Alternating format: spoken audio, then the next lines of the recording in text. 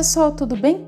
Hoje nós vamos falar sobre o livro Menino de Engenho, do José Lins do Rego. Bom, esse livro se passa no Nordeste brasileiro e considerando que a história é de um homem falando das suas lembranças de infância e que nós sabemos mais ou menos como funciona a escrita do José Lins do Rego, nós imaginamos que essa história se passe ali por 1890 até 1900 e alguma coisa. Os livros de José Lins do Rego fazem parte dos romances de 30, inclusive é tido como um dos maiores autores, que são os romances que foram escritos depois da Semana de Arte Moderna e que nós sabemos que são romances que tratam muito fortemente do regionalismo e da vida real do brasileiro naquela época. Bom, Menino de Engenho não é formado necessariamente por capítulos.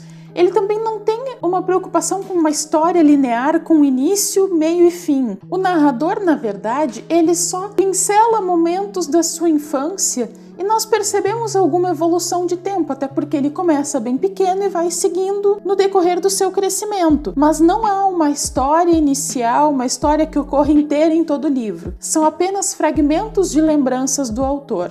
O livro é escrito com um narrador em primeira pessoa. É o próprio protagonista que conta as suas lembranças de infância, de como nasceu na cidade, que a sua mãe foi morta pelo seu pai e o seu pai acabou sendo internado, e ele por isso passa a viver nas terras do avô, que é um grande senhor de engenho nordestino. Nós percebemos que esse protagonista, ao fazer esse relato da sua infância, traz um tom de lembrança e de saudade muito profundas. Aqui, fazendo uma relação com outras obras do autor, nós já falamos aqui no canal sobre Fogo Morto. Menino de Engenho, em tese, se passaria antes de Fogo Morto. Nós percebemos que alguns personagens fazem um intercâmbio aqui.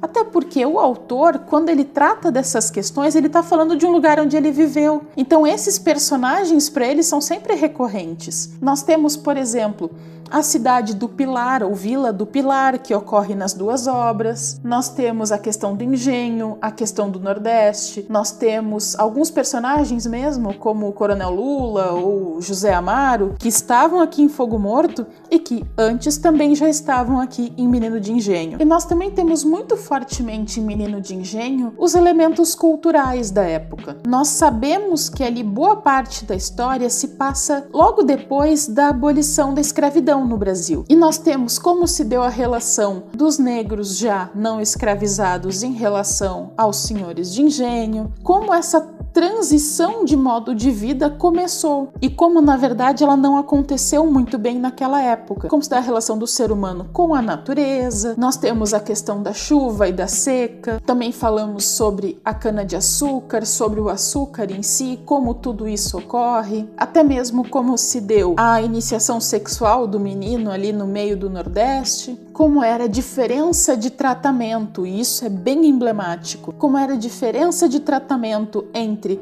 as pessoas da Casa Grande e as outras pessoas. E o autor também traz elementos culturais mais palpáveis, como, por exemplo, a produção de renda pelas mulheres ou até mesmo a tradição oral, a tradição de contar histórias. E temos também uma personagem aqui, que é a velha Totonha, que visita a história algumas vezes. E o protagonista fala que a forma como ela conta as histórias é muito instigante, te faz querer ouvir ainda mais. Esse provavelmente seja um dos romances mais importantes para essa geração, porque ele, apesar de não contar uma história contínua, apesar de não ter um enredo com início, meio e fim no decorrer do livro, ele consegue trazer todos os elementos que vão serem muito importantes para todos os autores que vêm logo depois dele. Percebemos também uma maturidade do autor. Bom, pessoal, essa foi uma breve análise do romance Menino de Engenho, do José Lins do Rego.